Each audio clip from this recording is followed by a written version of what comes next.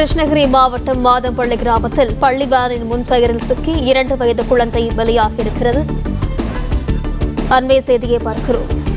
கிருஷ்ணகிரி மாவட்டம் மாதம்பள்ளி கிராமத்தில் பள்ளி வேன் முன்பு சக்கரத்தில் சிக்கி 2 வயது குழந்தை பலியாகியிருக்கிறது. விவரங்களுடன் செய்தியாளர் அருண் இணைப்பில் இருக்கிறார். வணக்கம் அருண், விவரங்கள்.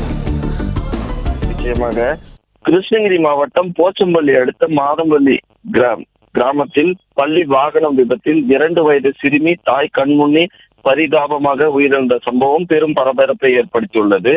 மாதம்பள்ளி கிராமத்தை சார்ந்த தனிகாசலம் ஐஸ்வர்யா தம்பதியருக்கு 2 பெண் குழந்தைகள் உள்ளனர். இதில் மூத்த பெண் குழந்தை தமிழ்ச்செல்வி மத்தூரில் உள்ள தனியார் பள்ளியில் 1ஆம் வகுப்பு படித்து வருகிறார்.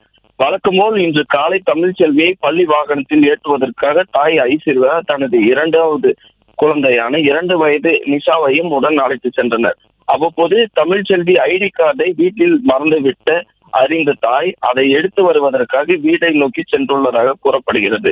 அந்த நேரத்தில் பள்ளி ஓட்டுநர் வாகனத்தை திருப்ப முயற்சி செய்த போது அருகில் நின்றிருந்த 2 வயது சிறுமி நிஷா பேருந்தில் சக்கரத்தில் சிக்கி தலை நசுங்கி சம்பவ இடத்திலேயே உயிரிழந்த தகவல் வெளியாகியுள்ளது. பேருந்து சென்ற பின்னே தனது இளைய மகள் நிஷா உயிரிழந்ததை கண்டு தாய் ஐஸ்வர்யா கதறி அழுந்த சம்பவம் அங்கிருந்த அனைவரையும் கண்கலங்க வைத்தது. இந்த விபத்து குறித்து தகவல் அறிந்த மத்தூர் காவல்துறையினர் சம்பவ இடத்தில் விரைந்து வந்து வழக்கு பதிவு செய்து விசாரணை மேற்கொண்டு வருகின்றனர். தாய் கண்முன்னே 2 வயது குழந்தை உயிரிழந்த சம்பவம் இப்பகுதியில் பெரும் பரபரப்பை ஏற்படுத்தியுள்ளது. அருண், விவரங்களுக்கு நன்றி. பிளே ஸ்டோர் மற்றும் ஆப் ஸ்டோரில் இருந்து பாலிமர் செயலியை QR கோடு மூலம் பதிவிறக்கம் செய்யுங்கள்.